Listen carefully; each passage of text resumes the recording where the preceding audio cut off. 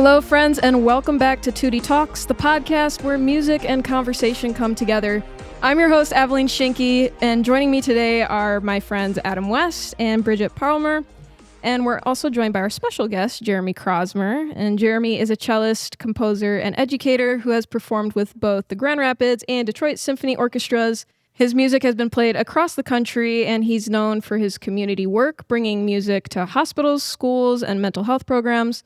We're excited to talk to him today and his journey, his creative work, and his advice for musicians. Jeremy, it's so great to have you here today. Thank you for having me on the show. Of course. First question I want to dive into here is, could you just walk us through your music background, when you started learning the cello, what made you want to start playing the cello, and where you got your degrees from? Yes. So I started playing cello when I was 4. I grew up in a musical family. My brother played piano, and I was always telling my mom that I wanted to be my brother, not just be like him, but actually be my brother. And one day, my parents took me to a Seattle Symphony concert because we were living in Spokane at the time. It might have been Spokane Symphony. I can't remember at this point.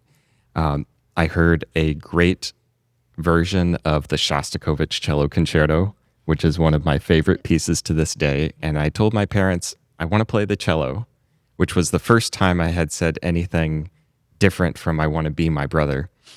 So my mom brought a cello home the next day, and she pulled it out and tried to put it under her neck. And I was like, no, Mom, that's not how you do it. Let me show you. And so I showed her how to play, and I've been playing ever since.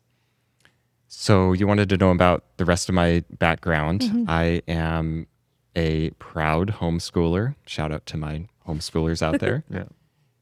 And my brother, who is older, went to college at age 15. And so I ended up needing to carry on that tradition. So I also started college at 15.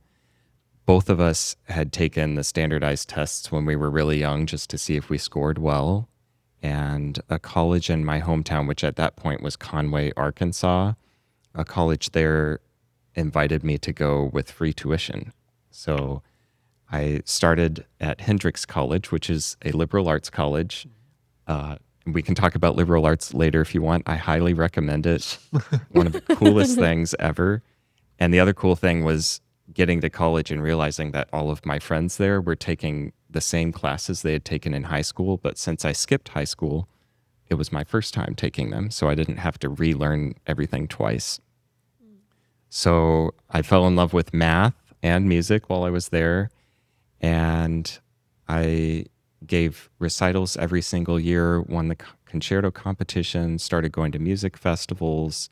And my senior year, I was trying to decide between applying to grad school for music or for math. My math advisor at the time had come to my senior recital, and afterwards he said, I'm not going to write you a recommendation. Wow. And I was like, well, but what if I want one? And he said, no, because I don't want you to throw away your musical talent just to chase money. And I don't know how math degrees translate to money. I've asked him that question, and he also has no clue. But at the time, it seemed like the right thing to say. So that was sort of the decision being made for me. And I attended University of Michigan for graduate school. The nice thing about going to music festivals was that I met one of the professors there, actually met both of the professors there, Richard Aaron and Tony Elliott. I ended up studying with Tony Elliott, who was the only professor who called me after my audition to say, I really want you to come. The other professors had sent letters, but they were, just the standard letter of, yeah, you're accepted. Here's how much money you can have. But Tony called me and he said, I've enjoyed working with you. I really want you to come study at University of Michigan. And it was, I think, the best decision that I had made musically up to that point. So I came to Michigan, immediately signed up for a couple of math classes just to see how they are. The nice thing about University of Michigan graduate school is you can take unlimited credit hours for no extra cost. That's nice. And I showed up to my first math class, And the teacher said, okay, how many of you know how to do tensor products? And everyone in the room raised their hand. I apparently had not taken the right selection of math courses in undergrad because I didn't know what a tensor product was at the time, despite having taken linear algebra. Maybe I had just blanked, but the teacher looked me straight in the face and he said, this probably isn't the class for you. So First day? this was the first day, but keep in mind, I was also enrolled as a music student, just taking random math classes. So I spent 2 years doing my master's in cello.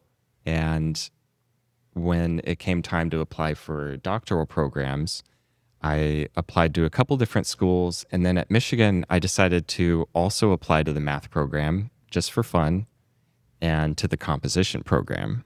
And I had been composing. We can talk about that more later. But I got accepted into all three. So I started my DMA in cello and master's in composition and a master's of science in mathematics. I was one of 2 people in the math program master's degree because most math majors go straight to PhD. There's no point in getting a master in math unless you want to be a teacher. And by that point, I had studied enough that I could actually take math classes and know what I was doing. And I had a great math teacher who was also a vocalist and came to my recitals, and she ended up being on my DMA committee when a DMA is Doctor of Musical Arts. So when I got my cello doctorate, she was on the committee. You needed to have an outside person, someone outside the music school. I eventually had to drop the math degree because I was enrolled in 31 graduate credit hours per semester. And so I survived 2 semesters of that and gave it up. What's the average amount of hours a person does? So for graduate school, they recommend 9. You can take as few as 6 to be considered full-time. Gotcha. And they recommend not more than 15. And in order to take more than 23, you have to get special permission. But since I was enrolled in 2 different programs, I could sign up for those credit hours, and the 2 schools didn't know the difference. So I had 31 credit hours, and some of I think on the math school, I had a couple of chamber music credit hours listed, which they also never questioned. And a side story about this is that the person I was dating at the time, for an April Fool's joke, found letterhead from the University of Michigan Music School Department and printed off a letter saying, we discovered that you're enrolled in too many credit hours and we want to pull all of your graduate school funding. Please come see us immediately. And she let me read the letter and let me be upset for about 2 hours and then finally told me that it was That's fake. a long time. Yeah. Holy smokes. Are you dating this person still? Definitely not. But something about dating is that, people who are the best for you in life, they also know how to hurt you the most. Yeah. Wow. So with great power comes great responsibility. Needless to say, I finished most of my degrees except for the math degree. So I ended up with 6 college degrees, the undergrad in math and cello, master's in cello, master's in composition, doctorate in cello, and then a theory pedagogy certificate, which is relevant to you 3 because I ended up on the west side of the state after that playing for Grand Rapids Symphony. And because of the theory pedagogy certificate, I was approached by Grand Valley to teach music theory there for quite a few years, all before your time. Really? I did not know that. Yeah. Wow. So I don't know if that goes as far as you want, but that's kind of my background with music. I played with Grand Rapids Symphony from 2012 to 2017, won the job with Detroit Symphony in 2017, and have been there ever since. When did you graduate? Well, when was the last time you were in school? I graduated with my doctorate in 2012. Okay.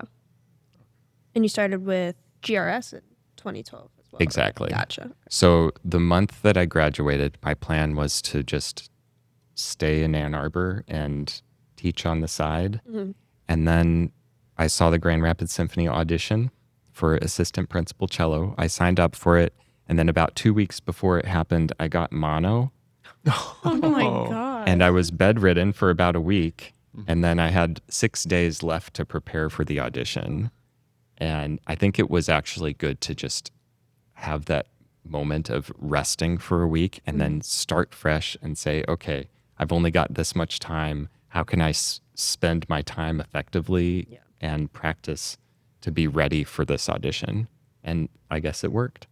Wow. Hey, I'll get mono next time. So my question is, what happened to make you go to DSO? Did they like approach you or? So for orchestra auditions, you can be approached if it's a principal spot. I was not approached. I took about 12 auditions in my lifetime for different orchestras. DSO, Detroit Symphony, I ended up taking the audition 4 times.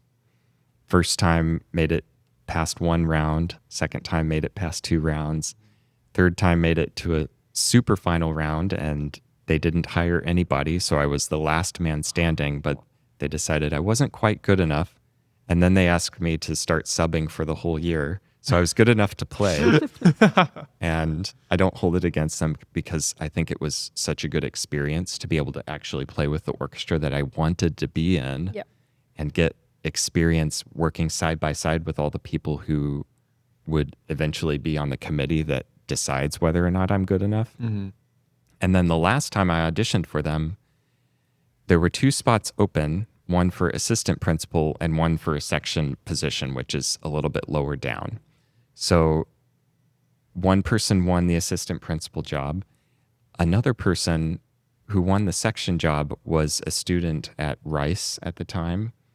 And I was very happy for him. I was the runner-up for his position. And I thought, okay, I'll just try harder next year. And then about a month later, I got a call from the personnel manager saying, oh, this person decided not to take the job. And I never found out why. So I've made up all these stories in my head. All I can say is it's probably fate. But the end result of that is that I'm probably the only person in Detroit Symphony who never actually won a position with the orchestra. Wow. Because I was runner-up. So that's my claim to fame. I ended up seeing this kid who's no longer a kid. I think he was about 20 at the time he won the audition and didn't take it. I saw him years later, and I think he plays in Houston Symphony now, so he's definitely well off. Never got a real answer about why he didn't take that audition, but I did say thank you many times. Wow. Well, kind of like back to undergrad. You said you did your undergrad when you were 15. Mm-hmm. I guess what kind of challenges did you face in there? What were the biggest challenges for you in that time? Challenges of being 15 years old. In your undergrad? Yes, right. 'Cause, I mean, being 15 is hard enough. I can't imagine that in college. Right. Yeah. Well, I think for me, it was kind of a the world is your oyster story. So I showed up to my first class, which was Spanish at 8 a.m.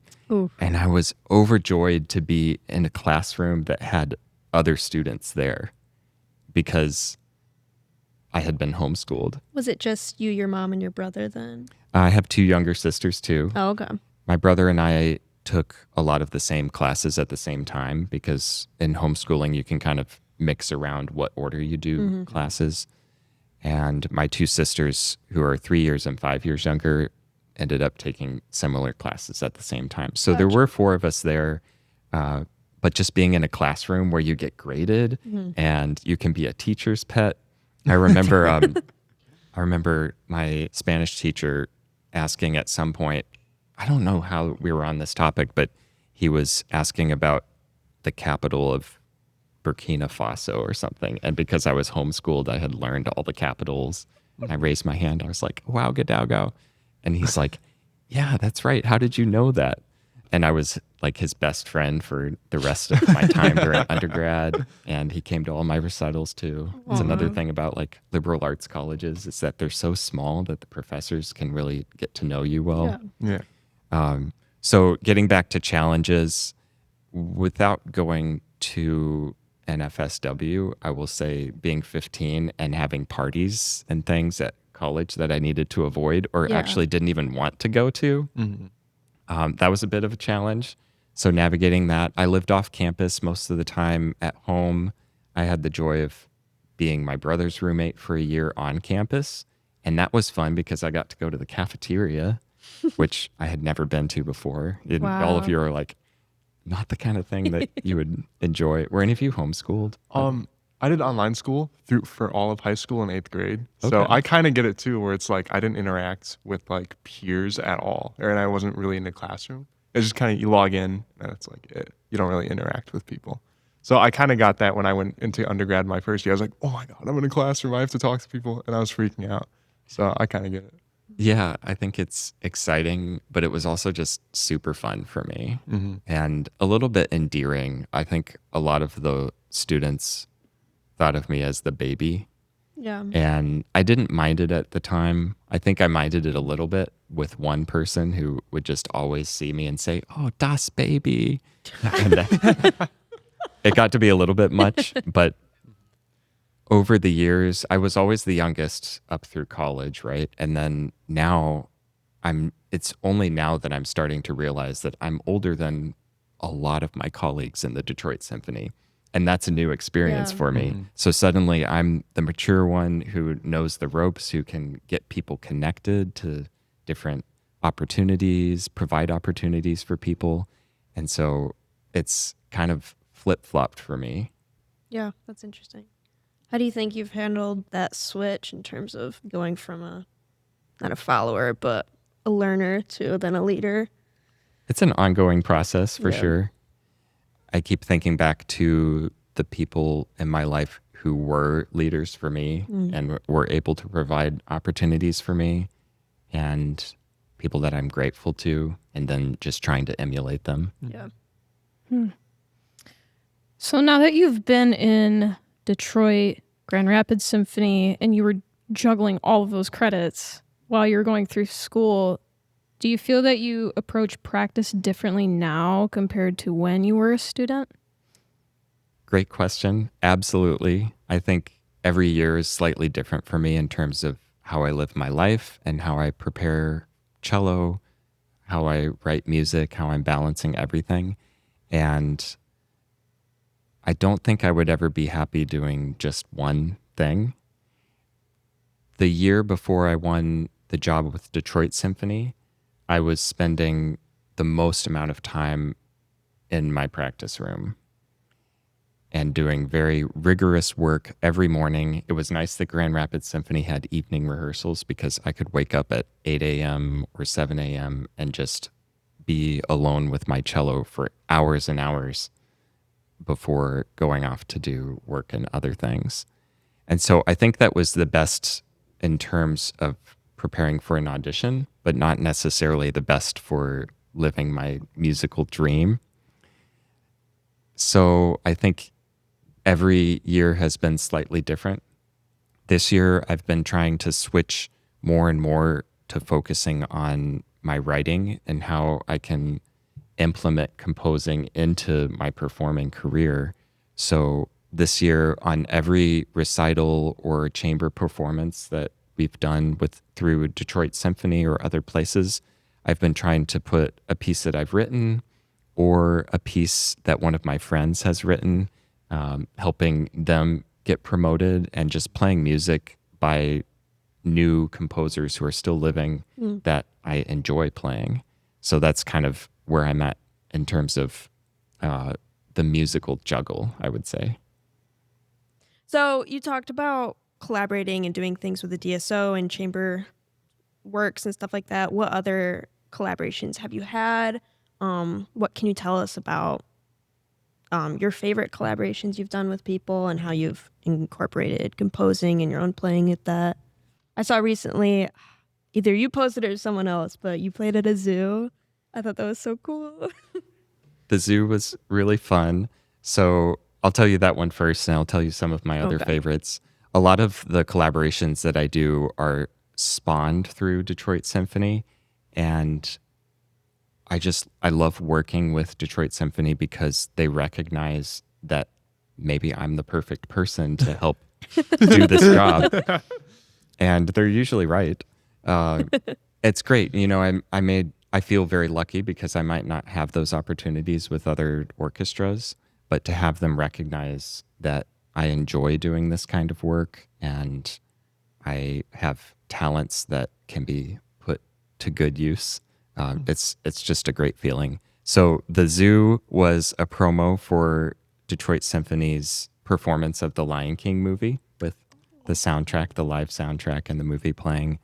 That happened in July, and one of the staff members for Detroit Symphony actually works at the zoo part-time, and she thought, oh, wouldn't it be cool to play for the lions or play for some of the other animals? So she asked me what that would look like, and I said, well, let's do some music from the Lion King that I had to arrange. And then I was thinking, who could I get? And we had just hired a new principal trombonist named Gracie Potter, who happens to be 22 years old right now. So Wow.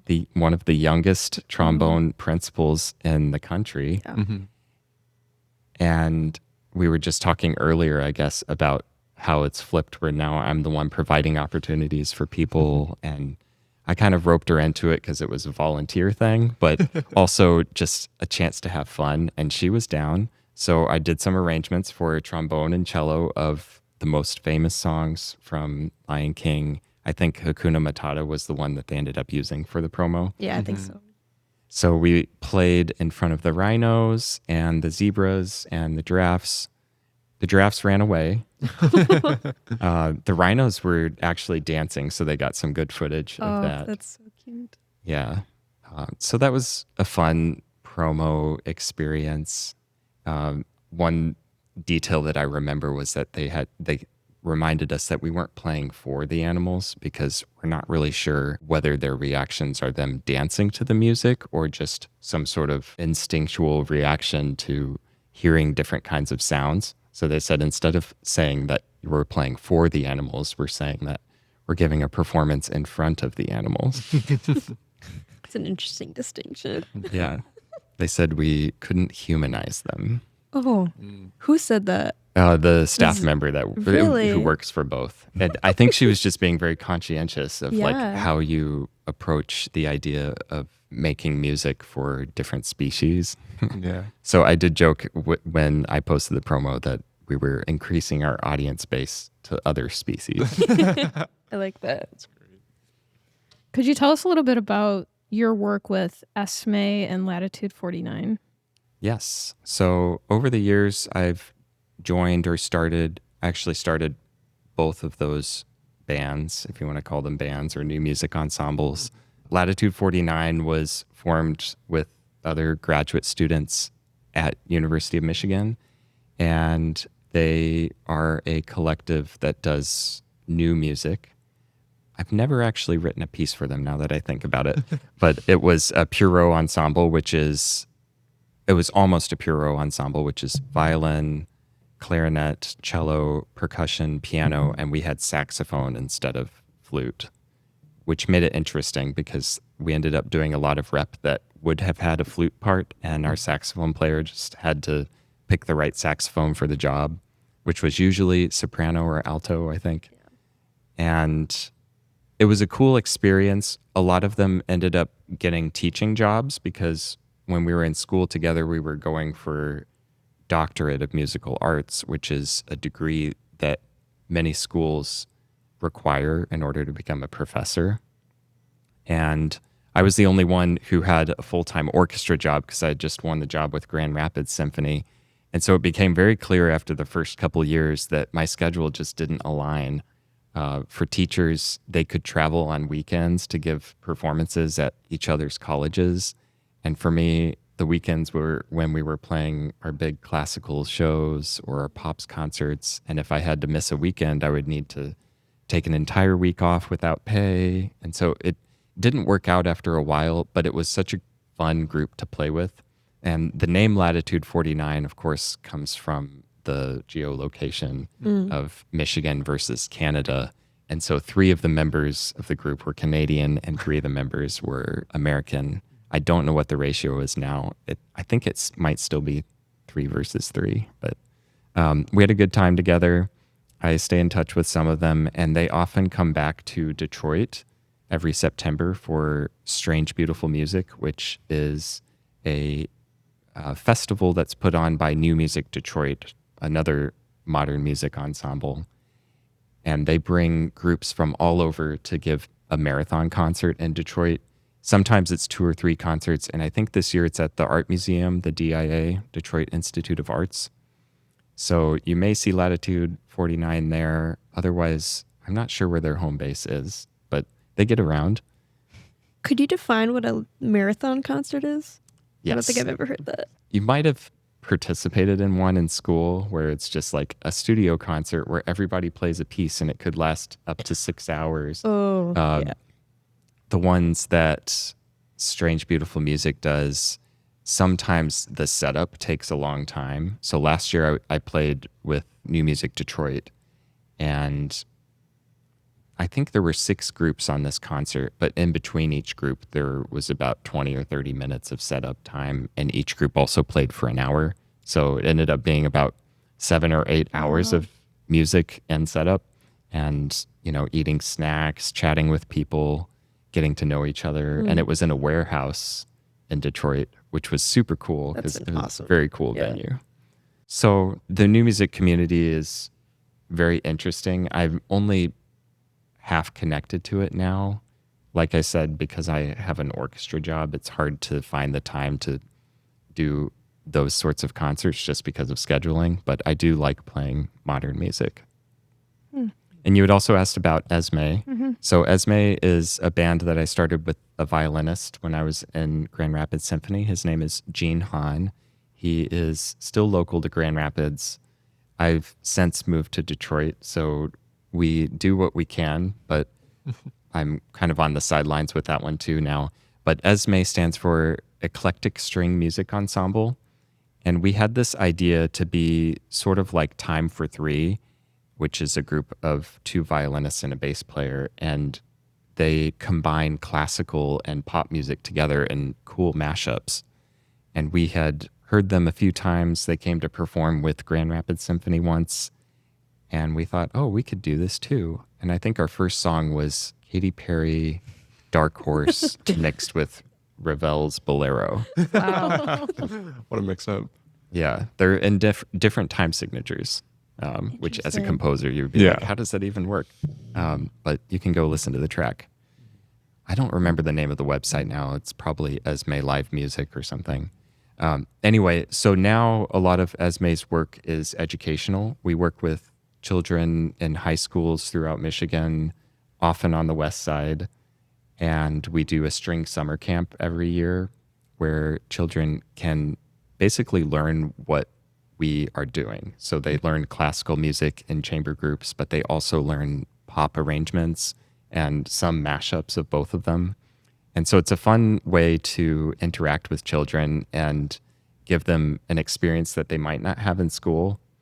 I remember chatting with one kid this last summer who was a cellist, but he was also in choir. I was like, oh, so do you like choir or orchestra better? And he said, well, I like choir because of the community, and orchestra is just kind of stuffy. And, you know, you guys don't know what I'm talking about. No, I understand. It's classical music. It's snobby. We're Yeah. playing Mozart. And so anyway, I think those are the kinds of kids that we're hoping to reach and say, you know, orchestra doesn't have to be that way. It can also be fun. And I know there's a lot of schools in West Michigan that have these fun pop ensembles, like at Lowell High School with Wendy Tenney, they have the Fusion Ensemble. And I've written a piece for them. They're a great group. They often play pop music. It's like a pop string orchestra, and sometimes combine it with classical. And then there's other groups in West Michigan too. So I think it's something that's caught on in the local community. Yeah. Yeah, it's always nice to see. What do Maggie and Kenny do? They're in ABC Yes. Orchestra in Kentwood. Yeah. Yeah. Yeah, that's With what I Ryan think of. Wallace.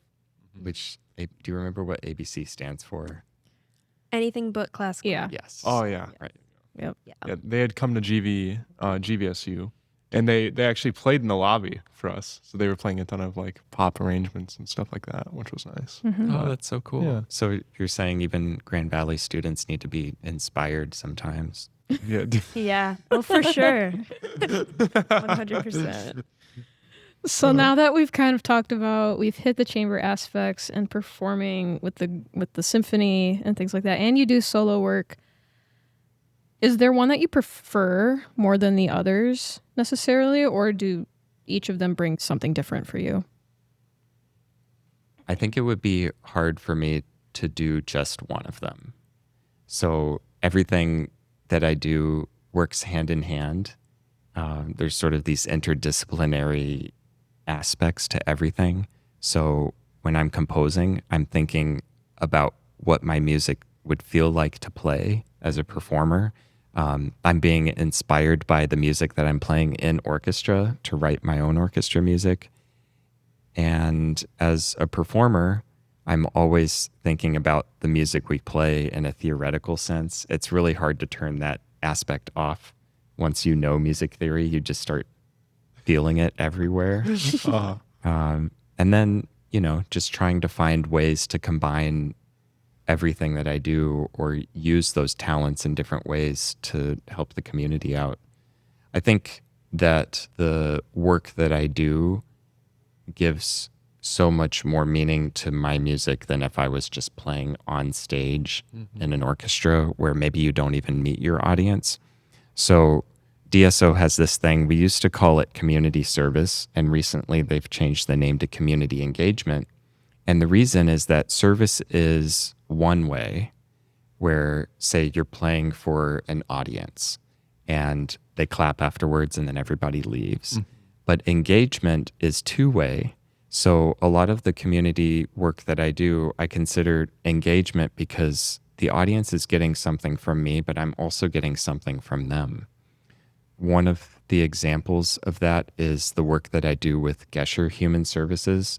And this is a project that started through Detroit Symphony. We collaborate with Gesher Human Services, and we work with mental health people.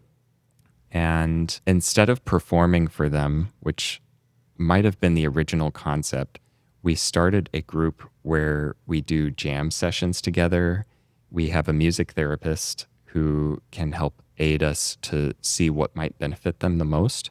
And then we play music together. So they're learning how to play music, and I'm teaching them composition. I'm teaching them music theory. We bring in different Detroit Symphony musicians every week to play with them. Sometimes we'll do a demo. So they'll play a piece that we're about to play at Symphony Hall, and we'll do an excerpt from it. And we'll say, this is why this piece is interesting. And then we can dive deeper into it, and they can ask any sorts of questions that they want. We can talk about the theoretical concepts, and they can feel it for themselves. Now they're all learning piano, so they can learn how to do certain things on piano. Like, let's say we're about to play Sorcerer's Apprentice, and it has a lot of trills at the beginning. So I can teach them how to do trills on piano and then talk about how that generates energy and excitement in the music. And so there's this level of engaging them that allows them to dive so much deeper into music than if they were just hearing us perform. And then I mentioned that engagement is two ways. The work that I do with them, I feel like I benefit from it almost more than they do, because I'm learning about the power of music and what music can actually do for people. So there was one musician in this group for Gesher who was a violinist, but she had never performed in her life because she is a very nervous person. And the idea of getting up on a stage and playing for people by herself just intimidated her so much. This was the first year that we had started this project. And so we did a showcase performance at Detroit Symphony's Hall. And it was just for a small group of people, donors for the project and the friends and family of the participants. And so her family came, and I knew that she didn't want to perform because she was nervous. And so we had worked for months and months of her and I playing duets together. She would do the songs that she knew from Suzuki, and I would add little cello part accompaniments to them. And then we would play in front of the the other participants throughout the course of the fall. And so by the time we got to the showcase event, she had done it so many times that she was able to do it because I was there. You know, she didn't want to get started at first, and I counted us off and we started together, and she made it all the way through. I think her focus was more on me and herself performing than on the people she was playing for, which when you think about getting nervous, like that's what you have to do, is you have to shift your focus away from the idea that you're performing in front of a huge crowd or a crowd of people who might be judging you, and just think more about the music. And she got through and it was great. And afterwards her family came up and we got a photo together, and they said, you know, this is the first time we've ever heard her play violin before. Wow. And it was so special for me to think, like, I didn't know that that would be the end result, but the fact that that can be the result, that music can do that for someone, it can help them overcome their nerves to the point that they can do something that they couldn't do before. And so that was the first year that that project happened, and I knew I had to continue being a part of it. And so it's been going on for 7 or 8 years. So it's something that I find really meaningful. Yeah, that's wonderful. Is Gesher a psychiatric hospital on the east side, or? Gesher is, I don't know the exact terminology for it. It's not a hospital. It's more of something that provides services for people. So I think they do have residential living, and where we work is called the clubhouse. And so that's for activities that anyone in the Gesher community can participate in. So they have art classes, they have theater classes, writing and music. And then we often do a showcase where they come to Detroit Orchestra Hall, or they've played at different venues in Detroit. So it's not a psychiatric hospital, but all of the people that we work with have some sort of mental issue that they're working through. Sometimes it's as simple as something like just getting nervous a lot. We've never really had any, we have a music therapist that works with us. And so that one of the nice things about collaboration is that when you don't know how to do something, you can find someone else who actually does know how to do it. Yeah. So the first thing I learned about music therapy when I was doing work in Grand Rapids Symphony is that music therapy is something that licensed music therapists do. And so any work that I do in a hospital or a nursing home is not music therapy because I don't know how to do it. I'm not trained in it, but I'm helping them do that kind of work. And they can tell me where the therapy is, where the healing happens, and I can be the musical voice for that. Yeah, music therapy is just such an interesting, like, beautiful field. It's just, I don't know. I've only met a couple, but what they've told me about what some of these people accomplish from like where they start to after just from music therapy is just so, it's so wonderful. I love it. It is a really great field, and it's a field that you have to constantly advocate for. Yeah. But the results are astounding. Yeah. There's so much research out there that shows the benefits of music therapy. So so many of the projects that I do, I'm thinking about music therapy and how that can have an impact on people.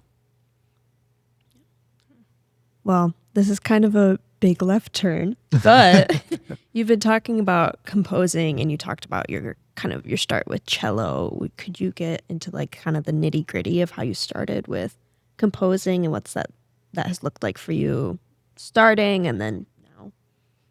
Yes. So I started composing around 8 or 9 years old.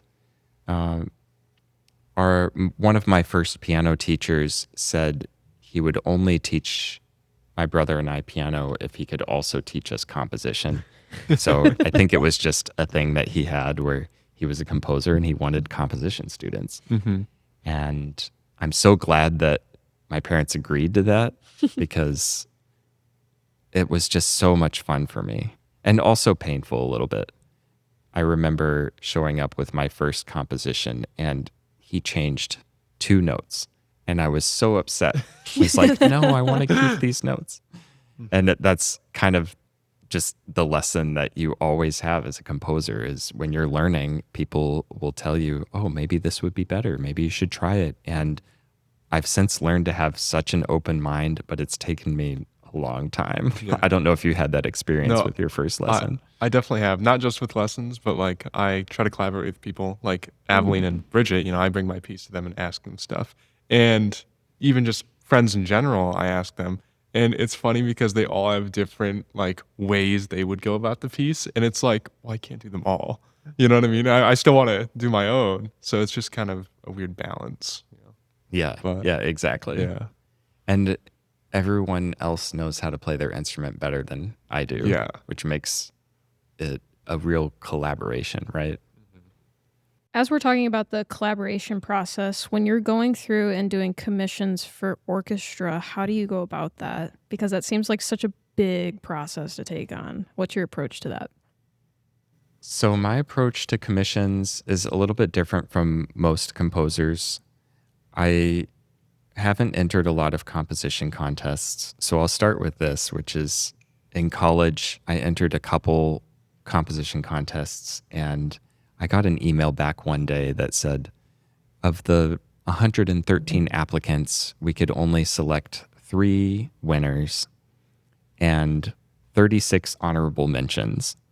And I was not on the list of any of that. So I was like, okay. No. So I'm in the bottom like 80, I guess, like at least number 40. And I felt so devastated. So my approach after that was I am not going to be the composer who's putting themselves out there, reaching out, cold calling people, which it's crazy that composers have to do this. But as a composer, it's a tough life. You have to reach out to people that you maybe don't know and try to convince them to listen to the first 5 seconds of your piece and decide, okay, I want to hear more. And it wasn't the life for me. And I'm very privileged as a performer not to need to do that. So my approach with composition has been showcase what I can do through my performance career. So one of the first big orchestra commissions I had was with Grand Rapids Symphony. And it was with people who knew me, who knew that I could write good music. Maybe they didn't know my orchestra pieces at that point, but they had enough trust that I could write something for them, and it paid off. And so after that, the rest of my composition career has been very similar, where once people get to know me, maybe they'll ask for some of my music or they'll hear it at a different performance and say, oh, I like that. Let's see what else you can do. As you all know, I ended up writing a piece for Dr. Japp's studio for 12 violins or 6 violins with split parts. And that was such a fun project to work with all the students there and write something that was inspired by art. So it was also using the art studio at the music school at Grand Valley. So that was really cool. And that just came about because Dr. Japp and I were good friends, and she had heard some of my music and said, oh, that's somebody I want to collaborate with. So if you can go that route as a composer, I highly recommend it. Don't give up any sort of performing at all. It can help open a lot of doors for you. Yeah, I will say I've noticed that a lot of composers do cold call, where you'll send out hundreds of emails to just different people. Yeah. Is that I'm just not in this world at all. Is that how most composers get started? There's a composer named Zach Hyde. He did the music for Kung Fu Panda 3. He did a video. I think it was him, at least. He did a video to see what percentage of emails respond back. He sent 100 emails to different people, and only 2 of them responded back. It was like 2% of emails responded back, And even from there, it's like, okay, then how do you get a job? They responded, but it's like, are they going to listen? Are they going to like it? And it's worse when, they listen and they're like, well, I don't like it. Yeah. But I've been lucky enough to obviously have friends who introduce me to people, or I work in my own music studio with 2 others, and they'll know people. So it's just like, oh, awesome. I didn't even have to network. Like, they know them, or I'll know them. Or well, that is That is networking. Well, I guess, yeah. Yeah. But I guess you're right, yeah. But it's not like I had to cold call with a Right. bunch of emails or like, be like, please commission me, So, Yeah. but it is definitely hard to get into like that sort of situation. Right. So, And the other option, of course, is composition contests, which Yes. was a no-go for me for so long. yeah. So those are always just so stressful, because composing and music overall can be very subjective, especially in those competitions. And it's like, is it being judged by a lot of people? Is it just one person who's judging it? Yeah. So it can, I completely get that. Well, and it's also like selling a house. Yeah. Like, if you're not accepted, then you start to wonder, well, is it because my piece is bad or is it just not a good fit? Yeah. And sometimes it's a combination of both. Or like with selling a house, it's like, is the price too high or is there something wrong with the house? Mm-hmm. Sometimes it's both. And I know because I'm selling a house right now. Yeah. So, but to kind of add on to that, I was going to ask is how did you get the opportunity to compose for like bigger symphony orchestras? Like was there any before Grand Rapids Symphony Orchestra that you composed for, or even just how did you get into that? Is it just through knowing people or? Yeah. So Grand Rapids was my first big commission. I had written orchestra pieces in college. And so I think the more that people can do in college, the better, because you can learn so much. Grand Rapids, I ended up getting 3 commissions. The first one was 3 minutes long, and it was part of an art prize thing, I think, where there were 4 or 5 different composers that each wrote a 3-minute piece. And then the conductor liked that piece, and he said, how about you write an 8-minute piece? And they had a donor who had a beautiful art collection who said, can you write a piece based on artwork by this artist, which was Matthias Alton, who has a huge collection at Grand Valley. So you've probably seen his paintings. He's local to Grand Rapids. And then after that, they wanted to do a bigger commission. And at first it was a violin concerto with fiddle style influences because I'm from Arkansas. Mm-hmm. And so they're like, well, how can we highlight the fact that you're from Arkansas? And then we dropped the concerto idea. We couldn't find a soloist that was available that we wanted to book. And so then we did just an overture. I ended up calling it Ozark Traveler, which is named after Arkansas Traveler. But it was sort of a play on the idea of how people are always writing music about the great national parks in the Rockies. And then there's, of course, Appalachian Spring by Aaron Copland. But there hasn't been much music written about that smaller mountain range where Arkansas and Missouri are, called the Ozarks, which is arguably just as beautiful. So I wrote this piece, and it has a few fiddle influences in it, but I also did not want to conform to the stereotype because one of my most popular pieces out there is called Fiddle Trio for 2 violins and cello, and it's like a stereotypical fiddle style piece. So I didn't want to do that. So instead, Ozark Traveler ended up being more influenced by Copland, of course, because of Appalachian Spring, and then Charles Ives and Leonard Bernstein and all of these other great American composers. And so it's a sort of tribute to them rather than a tribute to the fiddle style. Yeah. So after that commission, I left Grand Rapids, never heard from them again. No, I'm just kidding. We still have an ongoing project with the hospital there. It used to be called Spectrum. Corwell. It's called Corwell now. Yeah. Yes. So we still have a connection. But then Detroit picked me up after that. How much time do you allot yourself for these big symphony projects? And how much time do you have? Like, do they say, we want you to perform this, then can you do this for us? Or do they say, when can you compose something for this? Usually they provide the deadline. Okay. And most orchestras are generous enough to give around a year notice or 6 months. Other composers have a lot more commissions than me, and so they have a lot to balance. Sometimes it just takes me a few months to get the inspiration. So I always appreciate having deadlines that are farther out. And I also enjoy when orchestras or other groups give me something to work with beyond just write a piece. So, for instance, at Ozark Music Festival, which you and I just attended back in June, they wanted me to write a piece that was inaugurating this new festival.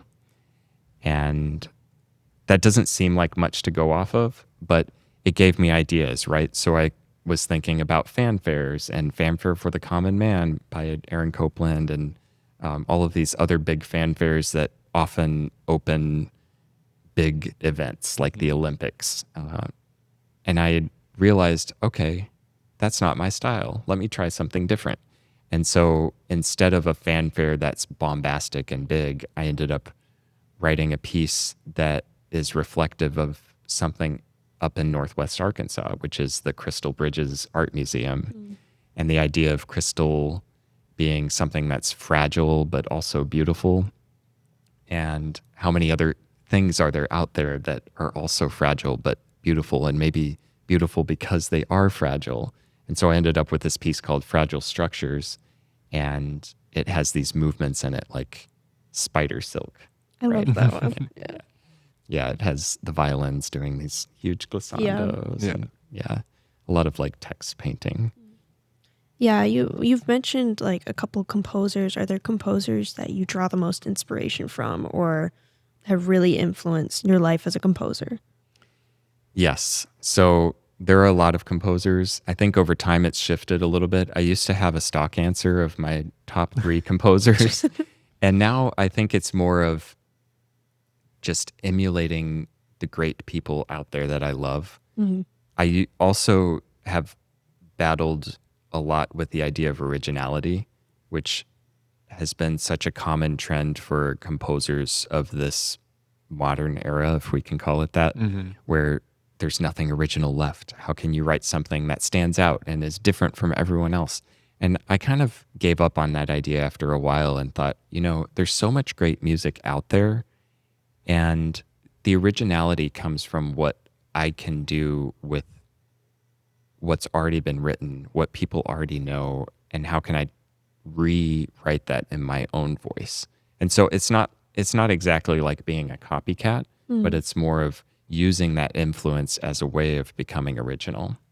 So some of the composers that I have been strongly influenced by are, of course, the American composers I mentioned, and then I love French Impressionism.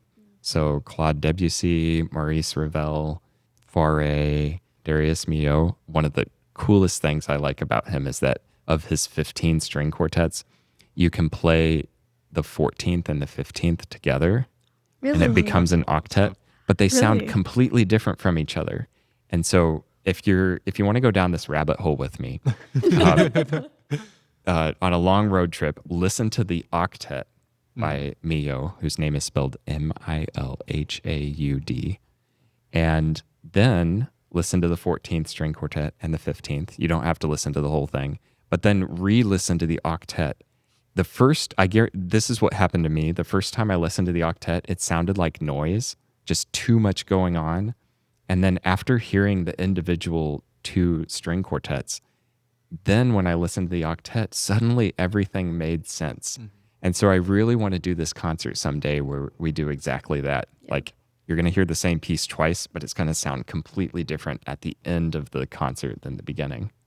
I love when little things are like ingenious like that and you wouldn't know until you have the context for it. Right. It's wonderful. Yeah. Okay.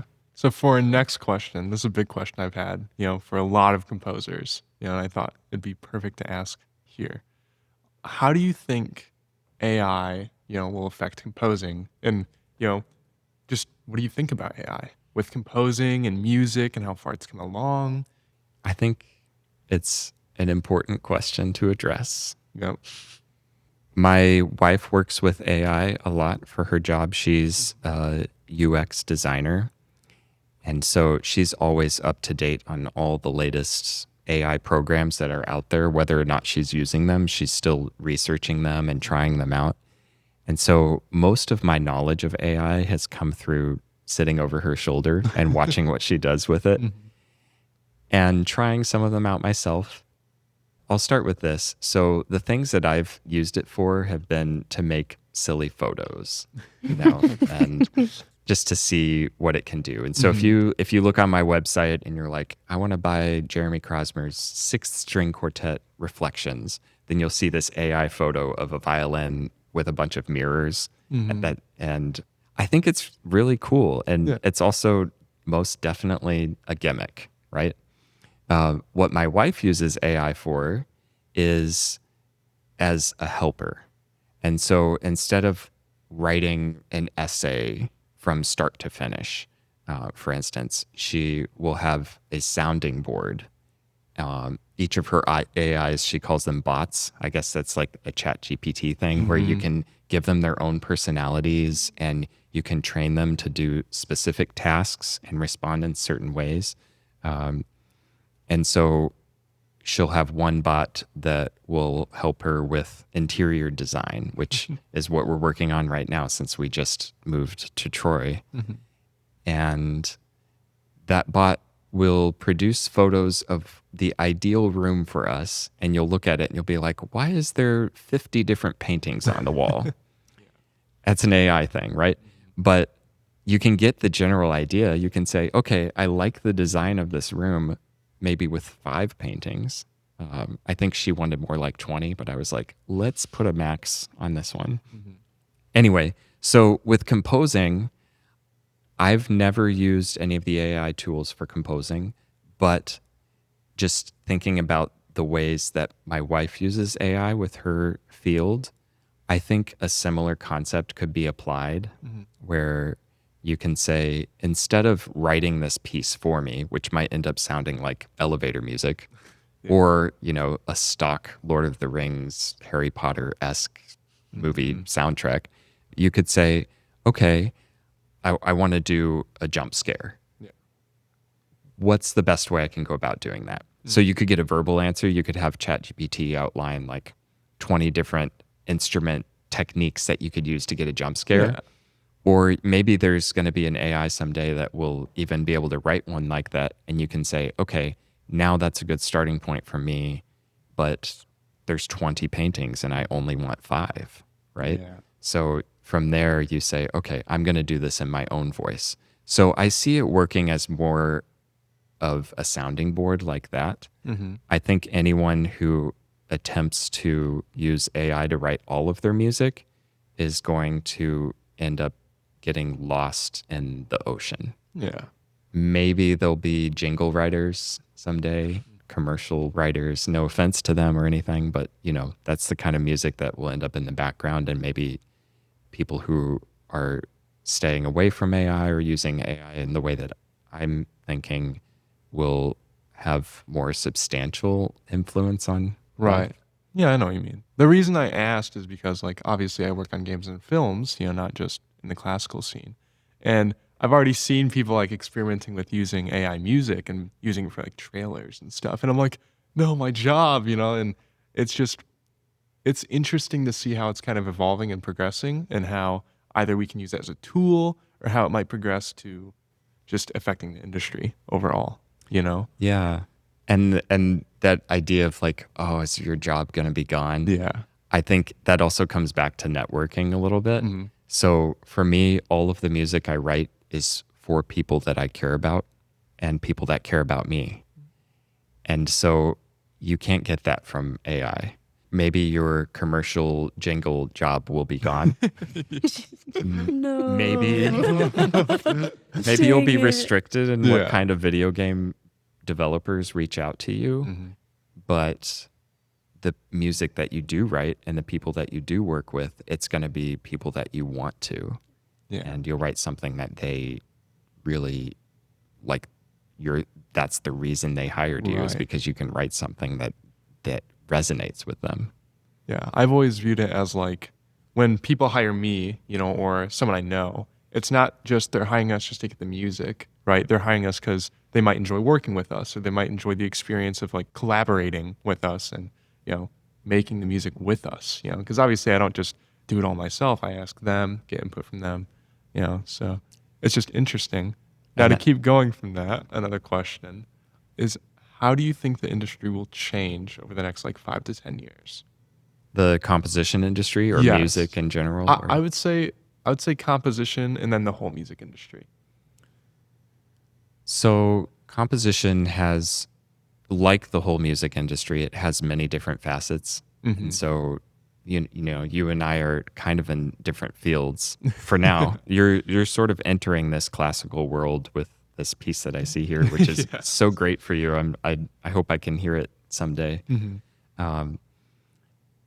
I think it's going to affect video game and film music and music for media very differently than it will affect classical music. I think classical music is in its own bubble.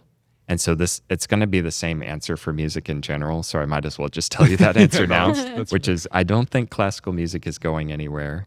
I think we have our own bubble of safety, which is the human element. Mm-hmm. And it's just intertwined. There's no way to remove that. So you may know that the Beijing Robotic Olympics are happening right now with the humanoid robots, which is so fun to watch. And I think they showed a pop band at some point of robots playing electric guitar and bass and drums. And the reason they can do that is that what stands out in pop music is the feel of it, the articulation, the ability to hit things loudly, and robots are good at that. With classical music, it's about the subtlety, right?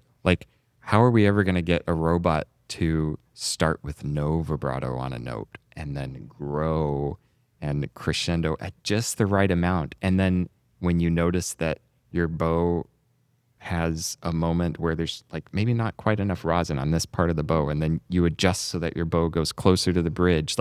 These subtleties produce different expressions in music. And I don't see that happening anytime soon with robots or with AI. And then lastly, even when I'm performing on stage at DSO, where the audience is 20 to 200 feet back, I can still connect with them.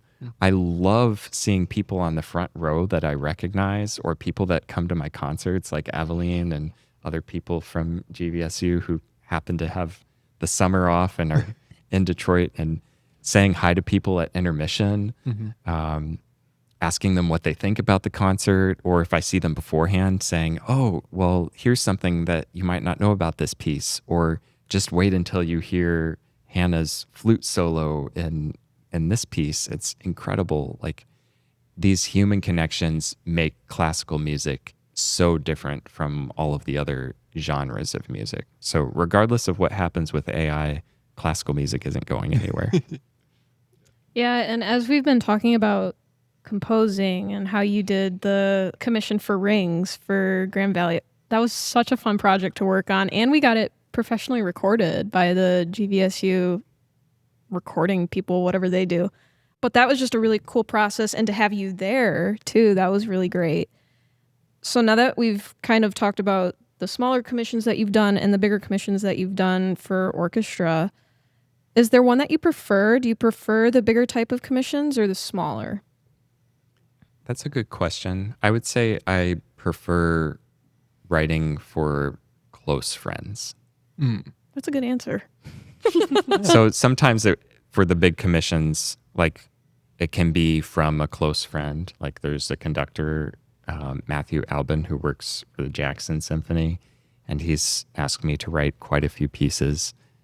Really close friend of mine, and he's asked for some pretty big, epic music. And also when I'm writing for orchestra, I'm thinking about the performers that I know. So every commission that I've had for an orchestra, aside from even with Ozark Music Festival, has been for people that I know. And I know I'm thinking of what it will sound like when they're playing that music specifically. That's where I draw my inspiration. So most of the time it's probably the smaller commissions, but I think I'm even thinking about that with big orchestra works too. Yeah. how do you typically start a new piece? I'm guessing it's composing based on the script, but how do you typically start composing a new piece? Is it, you know, Yes. at the piano with a sketch? Is it by paper? Is it, you know, do you go instantly into orchestrating one little section and then kind of blowing it up from there? How do you do it? It's different every time. Mm-hmm. And I wish that I kept track of it better, because the pieces that I've written that I really like, I come back to them and I think, oh, how did I start this? I want to replicate this for my next piece. It's different. So I do all of the things that you mentioned in different orders. Mm-hmm. Sometimes it starts with just a walk in the park with my dog. I think the most common way that I'm inspired to start a piece is playing music I love in orchestra and thinking, oh, this section is so cool. Like, for instance, Pictures at an Exhibition by Mussorgsky. The second movement of it is called Nomis.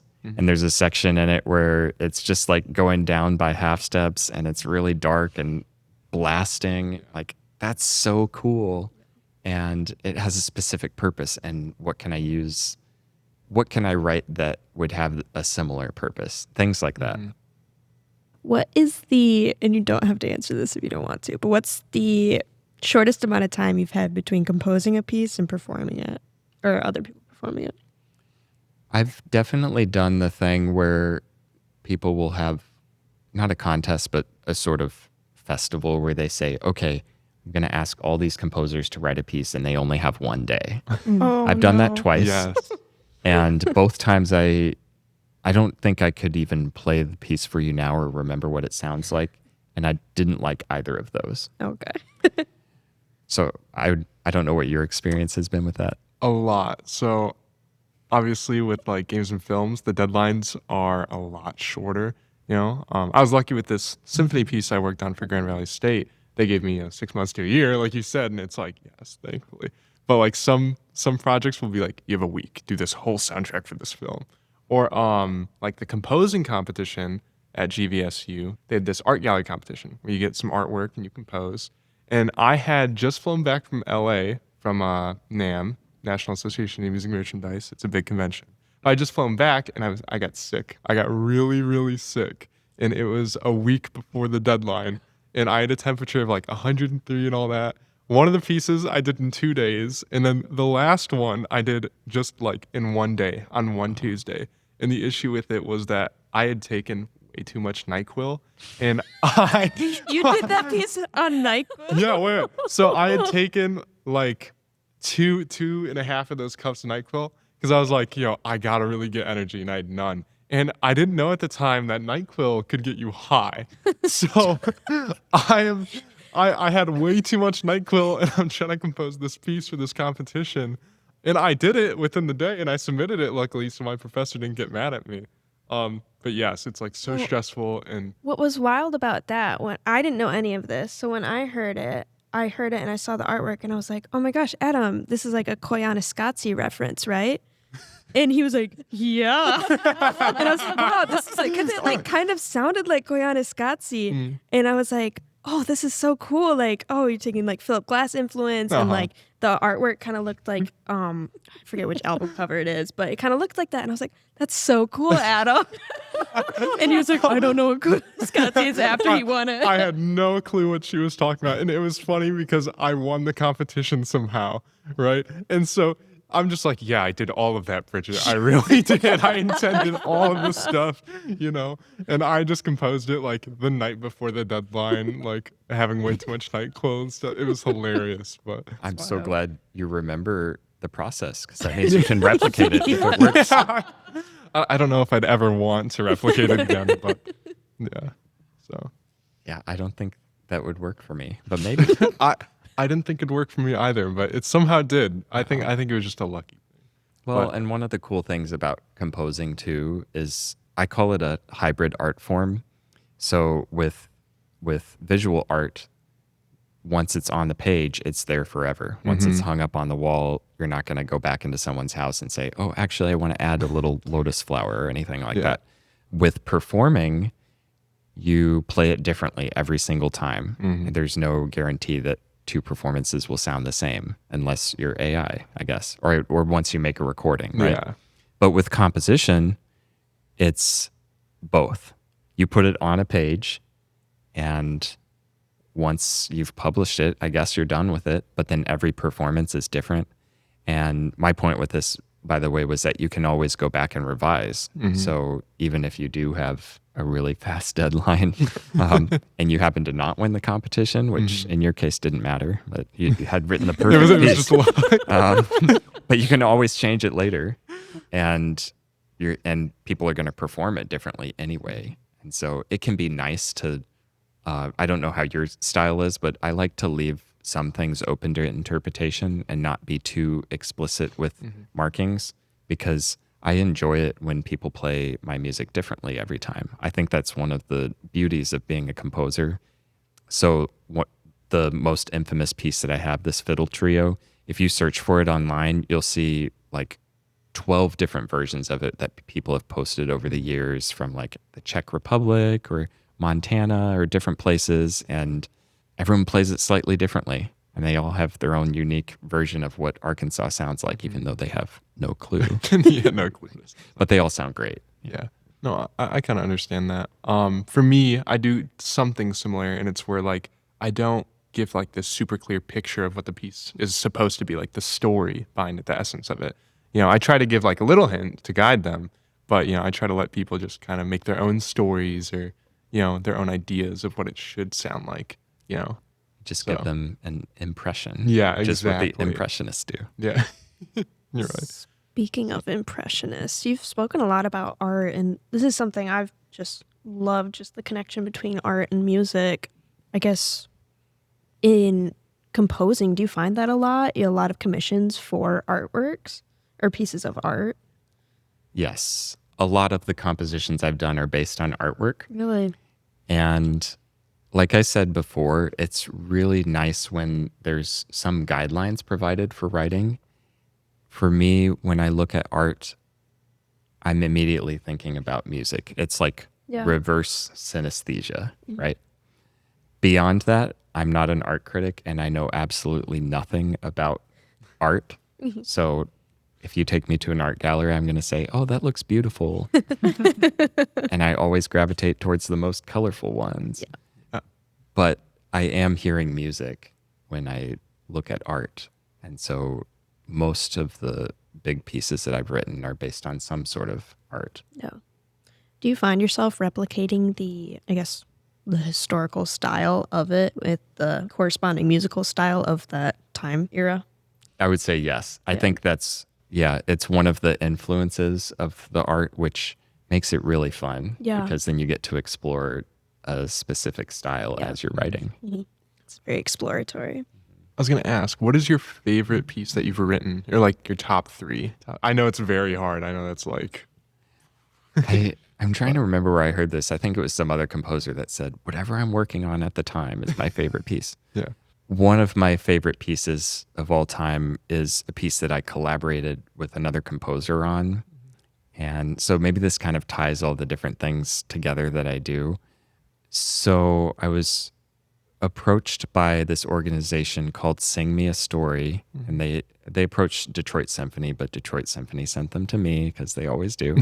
And Sing Me a Story is like the Make-A-Wish Foundation, but it's for children who are suffering, but they're not terminal. And they said, normally we have a singer-songwriter help a kid write a piece or write a piece based on something a kid's done and then surprise them. But we haven't worked very much with orchestras, so we'd like to work with a classical group. And I think it was too much to do an orchestra piece, but I said, okay, let's do a chamber ensemble. And at first I was trying to do it on my own, and then I thought about it. I was the 2 kids that we were working with, one of them was blind and the other was his brother, and they had written this story together. They had no idea that I was setting it to music.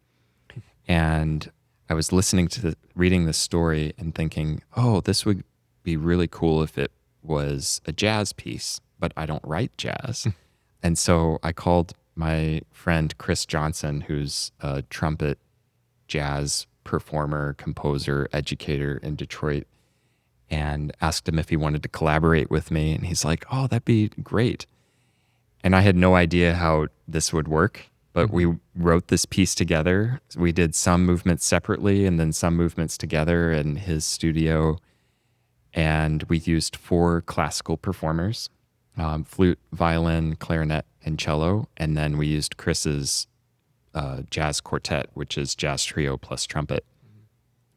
And so sometimes I was writing for my instruments, sometimes he was writing for the classical ones and vice versa. And that experience was cool for me. But the product that we created was just so vibrant and colorful. And here's where the story gets a little bit interesting. So the kids were writing this story, and it was all about their adventures. And so they're doing things like they're in their backyard and they're jumping on a trampoline and then they bounce as high as they can. And so, of course, the music follows that. It's clearly a musical piece. And my favorite part of both the piece and the story is right after they get out of the pool, they're like eating Cheetos or something. And their fingers, they can feel the like bright orange on their fingers. And then somehow they end up running as fast as they can, as fast as a cheetah. And so that portion was written by Chris. I know you said, what's my favorite piece I've written, but I like this piece because Chris helped write it. And so it just bursts into this like jazz instrumental that's super fast and has improv from all the jazz instruments and mostly the trumpet. And you can hear this online. It's called My Adventure Pal. If you go to Sing Me a Story's website, you can find all this stuff on my website too. But anyway, so this piece just, it explodes at this moment. And then after we recorded it, I was thinking back on it, and one of the kids who was helping his brother write the story, the brother was blind. And yet in this story, they're talking about eating Cheetos and their fingers turning bright orange. And something about that moment, I was like, how does he know his fingers had turned orange? But then I realized we all know when our fingers turn orange. The lights could be off. You could be eating Cheetos and you still know your fingers have turned orange. It's a universal experience. Yeah. And so we ended up playing this piece for the 2 kids at Orchestra Hall in Detroit. And they thought they were just getting a tour of the hall and getting to experience what it's like to be in the building. And then they walked into the Symphony Hall and they walked down, and then we said, okay, now we're going to play this piece for you. And we played it through, and they're like, what? And it had narration, so the story was being read while they played it. The parents were super excited. The brother who could see was super excited. And the brother who was blind, he didn't really have a reaction. And at first I was like, well, did he hate it?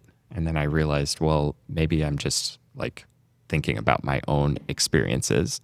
But then they asked for us to play it again. So we played through it a second time. And I think by the end, we saw him smile. And even just that like small moment of him smiling, it was like, okay, I think this was really meaningful for him. It's really different to play when there's 9 people on stage counting the narrator and 4 people in the audience. Yeah. That doesn't happen that often, but arguably more exciting and more meaningful than when you're playing for 1,920 people or whatever the capacity at DSO is.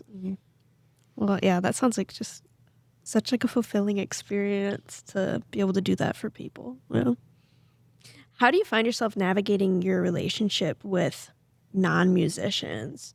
Some people I know either have just a bunch of non-musician friends, but some people I also know have only musician friends, and it's different for each person. I guess I'm just curious what that's been like for you.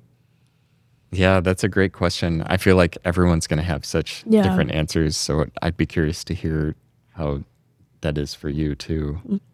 I think when I was in school, I had almost only musician friends. I ended up, strangely enough, dating mostly non-musicians, but my friends were musicians.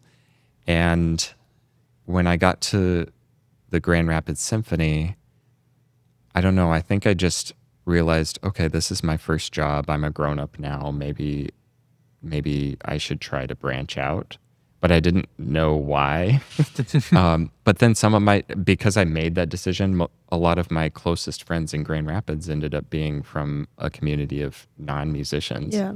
And so in retrospect, it's easy to talk about all of the benefits of that, of getting to try new hobbies, getting to sort of share back and forth the different specialties that we have, you know? So for instance, one of my friends that I had met at church when I was there, I ended up bringing him and his future wife to the Symphony on their first date. Oh. And so it was also on my birthday, weirdly enough. But they got married a couple years later, and I played at their wedding, and it was really special. Yeah. And then, of course, for those people, like, they did different things for me. So one of my best friends there loves dancing. And so I got in on the dancing scene, and we're talking EDM and house and trap and all this stuff, which happens to be really popular in Grand Rapids. Yeah. I had no idea that there was this sort of scene there. And she introduced it to me, and we ended up at all of these abandoned warehouses that are probably not legal, with people doing and things that they probably shouldn't have been doing. Yeah. I remember Yep, seeing yep. people in a circle on the ground just crying for hours. Gosh. We were like dancing, and then I saw them like 2 hours later, and they were still just crying. They weren't doing anything; they were just crying. Yeah. But you know, I wouldn't have been able to experience that with musician friends. We would have been talking about Mahler or Beethoven. Nothing wrong with that. Yeah. Yeah. But I do get tired of talking about music, and I get extremely tired of listening to music. As a professional musician, practicing and rehearsing and performing 6 to 8 hours a day, I used to be able to listen to music on my car rides home, and at some point I just realized, like, I need to do something different. And so that's where I think having friends outside of music can really help. Now I feel like I have so many different hobbies, and some of them with musicians, but I love trying things that are outside music so that I can just have a little bit of a break. When you say you listen to music less now, is that music as a whole genre, or is that classical music? It's music as a whole genre. Interesting. I mean, I'll always be a Swiftie, but to be honest, I haven't heard a lot of her songs from the last 3 or 4 albums. Like, I Really? could probably name every song on the Red or 1989 album, but after that, like, I recognize them, but I don't listen to them. Okay. That's interesting. Yeah. Well, as we're kind of wrapping up here, we have 2 final questions for you. The first one being, what's one piece of advice you want students to take away from this episode or in general? And the second is, are there any books or resources you would recommend to students? Great. This is where I should have done my research. One piece of advice, I think, maybe to sort of summarize this episode, I think my strength as a musician is the idea of collaborating and trying different things, working with different sorts of people.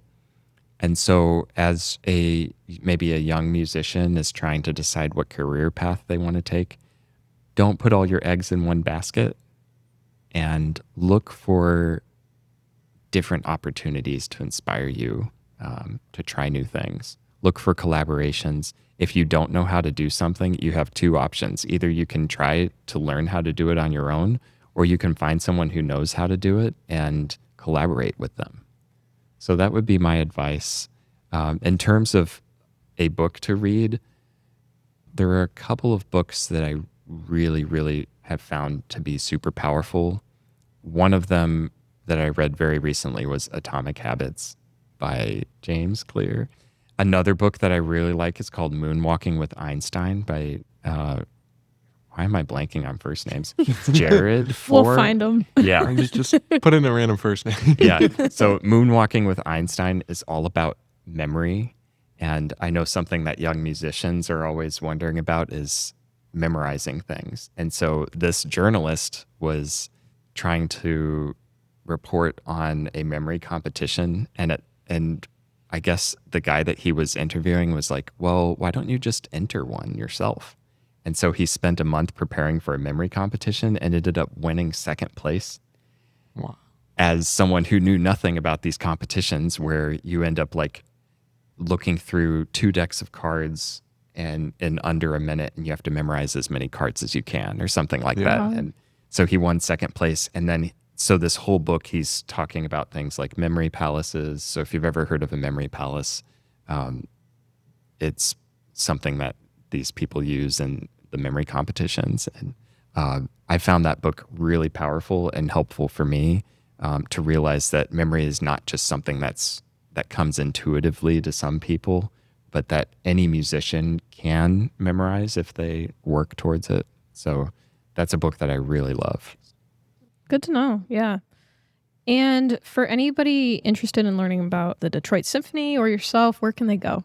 So first, I recommend jeremycrosmer.com. My handle on Instagram is Jeremy Crosmer. And Detroit Symphony is easy to find. I have a lot of links on my website to the cool projects that I do and the collaborations that I do with Detroit Symphony. So that's kind of a good starting point. If anyone wants to hear my music or see any of the collaborations that I've done, they can go there. Perfect. Well, that's pretty much going to wrap it up for today's episode. I want to thank Adam and Bridget for being on the show today. It's great having you guys here. I know you traveled a long ways, so thank you for coming. And Jeremy, too. Thank you so much for coming on. It was a real pleasure. It was a pleasure for me. Thank you. Mm-hmm.